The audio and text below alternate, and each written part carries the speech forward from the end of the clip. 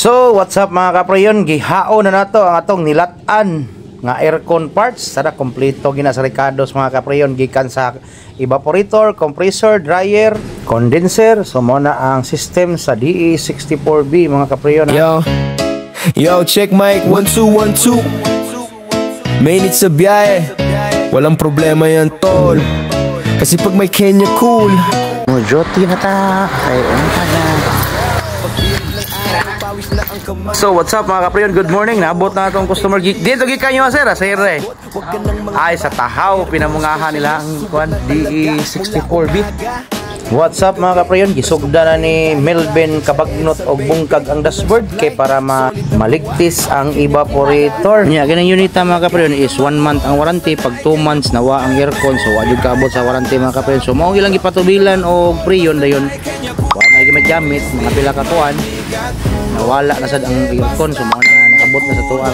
So nag-trace tani sa mga leaking mga kaprayon, natuan ni siyang ipang ligtis tanang parts kay wala gi leaking. Hasta evaporator niya mga kaprayon okay kayo, way leaking. So pulauton ta na mga kaprayon, itingob tanig humol sa tubig gikan sa iyang evaporator ug sa iyang compressor, condenser, mga piping niya mga kaprayon kay walay leaking. Nakita andun ako mga kaprayon si sa o-ring ra to siya.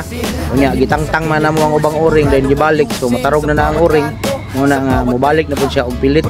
Muna na siya mga kaprayon, natuan na siyang gibutang sa atuang mahiwagang tab.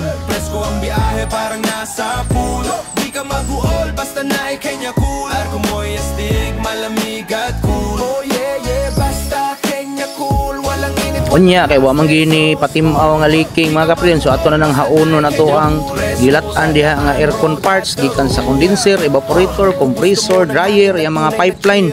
So tanan mga kaprayon pang ilisan tanag bagko nga o-ring, tibuok system na niya mga kaprayon para wa gi labad sa ulo. Alright, so ni kamang na si Melvin work sa ilalom kaya nanaod na sa mga piping. Nya human na mga kaprayon, ato nang isalpak ang evaporator nya pass forward ta mga kaprayon, napaslak na nato ang evaporator dala sa casing. Nya ato din ang taoran dayon o air ducting para magmalanert cool na ang lamig. So muna siya mga kaprayon, automatic human na ang atong DE64B magikan pag pinamungahan. So mauli na ni sa sir nga trabuyag bugnaw na jud og aircon. Naas dito Melvin dili kalmar kayo lawom gig panguna-una kay gimingaw siya ni Chino Works. Alright, nya nagtubil na ta nag-refrigerant mga kaprayon. So ready na siya, nanay oil, nag-function na ato ang system. So tuwa na lang gi-stabilize ang iyang pressure gikan sa high side o low side mga kaprayon. So what's up mga kaprayon, mayong udto diha.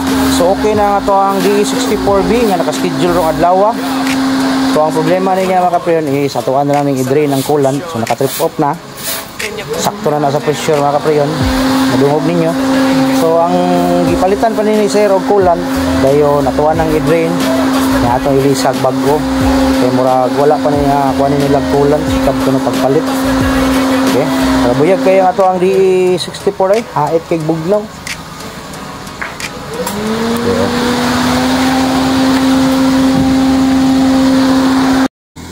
So what's up? Okay, kumana ang atong gibos, kumana ang atong DE64B. Right, so back to sulod na ta.